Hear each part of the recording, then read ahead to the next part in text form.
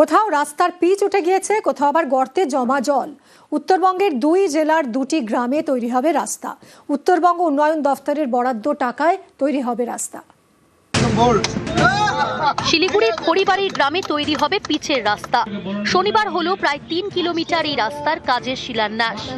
রাস্তা যদি ভালো হয় তাহলে তো সবারই ভালো। আসা যাওয়ার আমাদের খুবই অসুবিধা ছিল, রাস্তার জন্য তাড়াতাড়ি হয়ে যায় আর কি। এতে তো আপনাদের সুবিধা হবে। হ্যাঁ, সুবিধা হবে, অনেক সুবিধা হবে। খড়িবাড়ির বাতাসের হাটখোলা থেকে ফুলবাড়ির খেমচি নদী এলাকা, এখানে আগে ছিল পিচের রাস্তা, এখন পিচ উঠে গিয়েছে। এই রাস্তা পাকা করা হবে। প্রায় 1,75,00,000 টাকা বরাদ্দ করেছে উত্তরবঙ্গ উন্নয়ন দপ্তর। এই রাস্তা হাটখোলা মোড় থেকে বুড়াগঞ্জ পর্যন্ত 3 কিলোমিটার রাস্তা 1,75,00,000 টাকায় ব্যয় এটা নির্মিত হবে। আজকে তার শুভ শিলান্যাস হলে আমাদের আজকে থেকে কাজ কিন্তু শুরু হলো। আমরা খুব তাড়াতাড়ি কাজটা শেষ করার কথা বলেছি ওনাদেরকে। উত্তর দিনাজপুরের গোয়ালপোখর, এখানে রয়েছে জাতীয় সড়ক লাগোয়া পাঞ্জিপাড়া বাজার। এই এলাকায় 3টি রাস্তা বেহাল, কোথাও গর্ত হয়ে জল জমে গিয়েছে, কোথাও পিচ উঠে গিয়েছে। এই সব রাস্তা মেরামতির কাজ শুরু হবে। শুক্রবার শিলান্যাস হয়। মন্ত্রী সাহেব এসলো, এসে উদ্ঘাটন করে গেল, ওটা খুব ভালো হলো। কত অনেক সমস্যা হতো এই রাস্তাটা নিয়ে, অনেক সমস্যা হচ্ছিল। এই রাস্তা মেরামতি করবে উত্তরবঙ্গ উন্নয়ন দপ্তর। বরাদ্দ করা হয়েছে প্রায় 1,16,00,000 টাকা। এত সমস্যা হতো এখানে, মানে বর্ষাকালীন অনেক টোটো এখানে মানে পাল্টি হয়ে যাচ্ছে। অনেক মানুষ গিয়ে জানাচ্ছে যে এই রাস্তাটা মানে খুবই দরকার, এই রাস্তাটা করে দেন। আমরা মন্ত্রী সাহেবকে বললাম, মন্ত্রী সাহেব এনবিডি থেকে করাইছেন এই রাস্তাটা, আমি ধন্যবাদ জানাচ্ছি। শিলিগুড়ি থেকে বিশ্বজিৎ মিশ্র এবং উত্তর দিনাজপুর থেকে চঞ্চল মোদক, নিউজ 18 বাংলা। মগডালে 2 চিতাবাঘের লড়াই, গর্জনে ঘুম ভাঙল ধনিরামপুরের বাসিন্দাদের। স্থানীয়দের চিৎকারে একটি চিতাবাঘ পালিয়ে যায়, আর গাছের ডালেই আটকে পড়ে অন্য চিতাবাঘ। আলিপুরদুয়ারের ফালাকাটার ধনিরামপুরে বন দফতরের কর্মীরা পৌঁছে চিতাবাঘটি উদ্ধার করেন। लाइट मारो अरे यहाँ से भी दिख रहा है। এই যে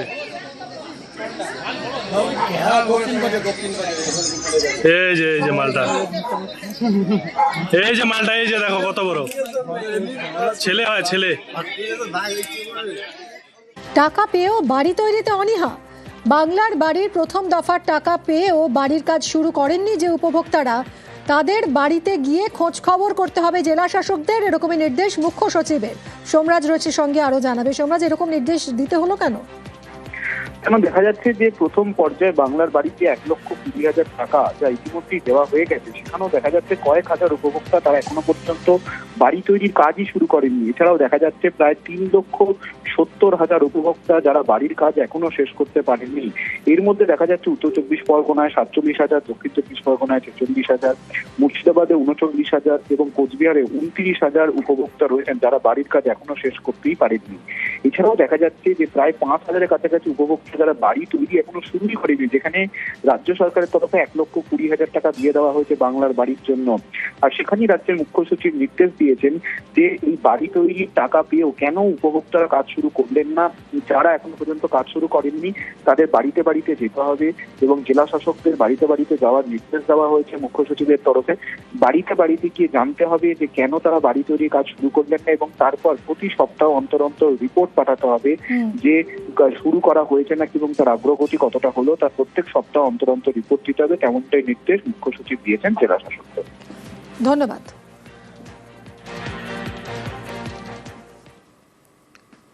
গার্ডেন রিচের বাড়িতে লুটপাট। গার্ডেন রিচে বনেদি বাড়িতে লুটপাট দুষ্কৃতীদের।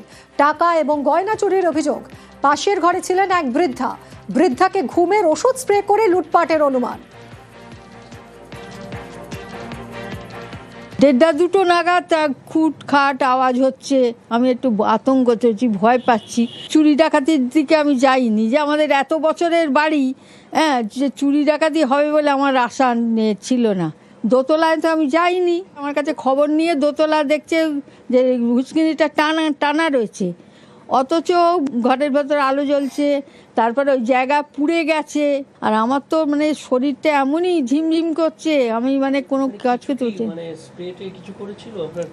মনে হচ্ছে কিছু একটা করেছে, যার জন্য আমি উঠতেই পারলুম না, শরীরটা ভারী হয়ে গেল। মেটিয়াবুরুজ থানার পাহাড়পুর রোড এবং সেখানে এই তিনতলা এই বাড়িতে দুঃসাহসিক চুরির ঘটনা আমরা দেখাবো। যে ঠাকুরের যে মুকুট, সেই রূপোর মুকুট চুরি গেছে এবং খোয়া গেছে বিভিন্ন জিনিসপত্র থেকে শুরু করে সোনার গহনা এবং নগদ টাকা। যারা এই দুষ্কৃতী এসেছিলেন তারা মোমবাতি জ্বালিয়ে, সম্ভবত এইখানেই মোমবাতি জ্বালানো হয়েছিল এবং তারপর সেই অংশ এখানে পুড়ে যায়। অর্থাৎ ঘরে ঢোকা হয়েছে, দরজা ভেঙে ঘরে ঢোকা হয়েছে এবং তারপর এই ঘরে কেউ ছিলেন না। যে বৃদ্ধা তিনি ভাই ফোটাতে গেছেন এবং সেখানেই তিনি রয়ে গেছেন ভাইয়ের বাড়িতে, এবং আলমারি, বিভিন্ন জিনিসপত্র তছনছ করা হয়েছে। ঠিক বৃদ্ধা ফিরে এলে তারপর বোঝা যাবে যে ঠিক কী কী খোয়া গেছে। আপাতভাবে বেশ কিছু নগদ টাকা এবং গহনা সহ ঠাকুরের যে মুকুটের উপর সেটি খোয়া গেছে। ক্যামেরায় গোপালের সঙ্গে বিশ্বজিৎ, নিউজ 18 বাংলা।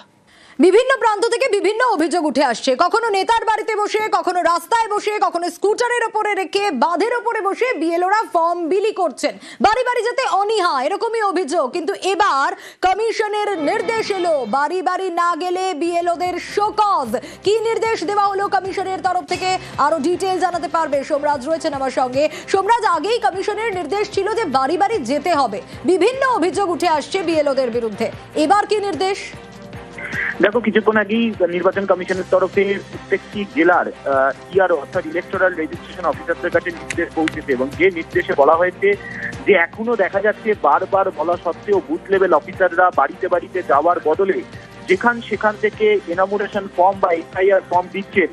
যে সমস্ত বিএলওরা এই কাজ করছেন তাদেরকে শো কজ নোটিশ দেওয়ার নির্দেশ দেওয়া হলো এবং বলা হলো যে ইলেকটোরাল রেজিস্ট্রেশন অফিসাররা এই শো কজ করবেন বিভিন্ন বুথ লেভেল অফিসারদের যাদের বিরুদ্ধে এই ধরনের অভিযোগ আসছে, এবং শুধু তাই নয়, রেকমেন্ড করতে হবে, অর্থাৎ বলতে হবে যে তাদের ডিসিপ্লিনারি প্রসিডিং করার, তাদের বিরুদ্ধে ডিসিপ্লিনারি প্রসিডিং করার জন্য এই নির্দেশ ইতিমধ্যেই রাজ্যের মুখ্য নির্বাচনী আধিকারিকের দপ্তর থেকে বিভিন্ন জেলায় জেলায় পৌঁছেছে বলেই কমিশন সূত্রে খবর। এবং বলা হচ্ছে যে আগামী দিনে জাতীয় নির্বাচন কমিশনের ভবিষ্যৎ ঠিক করবে, কিন্তু বারবার বলা সত্ত্বেও দেখা যাচ্ছে একাধিক ক্ষেত্রে বুথ লেভেল অফিসাররা তারা এসআইআর ফর্ম বাড়িতে বাড়িতে দেওয়ার বদলে কোনো সময় আইসিডিএস কেন্দ্র থেকে দিচ্ছেন, কোনো সময় বেসরকারি স্কুল থেকে দিচ্ছেন। তাই যে ধরনের ক্ষেত্রে এই ধরনের অভিযোগগুলি উঠে আসছে যাদের বুথ লেভেল অফিসারদের বিরুদ্ধে, তাদের ক্ষেত্রে শোকজ করার নির্দেশ দিল কমিশন। বেশ। আরিয়াদহের ত্রাস জয়ন্ত সিং, তার প্রাসাদ বাবু বাড়ি ভাঙার নোটিশ দেওয়া হলো এবার। গতকাল রাতেই বাড়িতে সাটিয়ে দিয়েছে নোটিশ পুরসভা। আরো বিস্তারিত এই বিষয়ে জানাতে পারবে সুবীর রয়েছে আমার সঙ্গে। সুবীর, দেখো, কামারহাটি পৌরসভার এই রুদ্র প্রতাপ লেন আরিয়াদহ, সেখানে যে জয়ন্ত সিং এর যে প্রাসাদময় যে বেআইনি যে বাড়ি, সেই বাড়ি কিন্তু ভেঙে দেওয়ার নির্দেশ দেওয়া হয়েছে কলকাতা হাইকোর্টের রাজা বসু চৌধুরী ডিভিশন বেঞ্চ নির্দেশ দিয়েছে। সুবীর, কবে থেকে শুরু হবে বাড়ি ভাঙা? 4 সপ্তাহের মধ্যে বাড়ি ভাঙার নির্দেশ দেওয়া হয়েছে এবং গতকাল এই মর্মেই কিন্তু কামারহাটি পৌরসভা নোটিশ টানিয়ে দিয়েছে এবং তারপরে আজকে সকালবেলা কিন্তু এই জয়ন্ত সিং এর বাড়ির লোকজন তারা কিন্তু এই বাড়িতে গেটে তালা দিয়ে বন্ধ করে তারা কিন্তু এই বাড়ি থেকে চলে গিয়েছেন। এবং এখনো পর্যন্ত কিন্তু কামারহাটি পৌরসভা যেটা বলছে যে রাস্তা সরু হওয়ার কারণে তারা কিন্তু আরেকটু সময় চাইবেন আদালতের কাছে, কিন্তু কবে থেকে ভাঙা হবে সেটা কিন্তু কামারহাটি পৌরসভা এখনো পর্যন্ত কোনো ঘোষণা করেনি। বেশ। ওনার স্ত্রী ছেলেকে মেরেছিল, তার জন্য আমরা কেস করেছিলাম। বাড়িটা তো অবৈধ বাড়ি, যে কমপ্লেন করেছে তার উপরে হাইকোর্ট রায় দিয়েছেন, মহামান্য আদালত রায় দিয়েছেন, তার উপরে বেস করে কামারহাটি পৌরসভা নোটিশও টাঙিয়েছেন 4 সপ্তাহের মধ্যে ভাঙবে। তো সেটা পৌরসভার ব্যাপার আর আইনের ব্যাপার। বেআইনি জিনিস ভাঙলে তো সবাই খুশি হবে, তাই আমিও খুশি সবার সঙ্গে। আর এই যত বেআইনি কাজ করেছে সব বেআইনি কাজগুলো যাতে বন্ধ করে পৌরসভা, কোর্ট থেকে যা রায় দেবে সেই কোর্টের রায় যেন মানে একদম ঠিকঠাক হয়।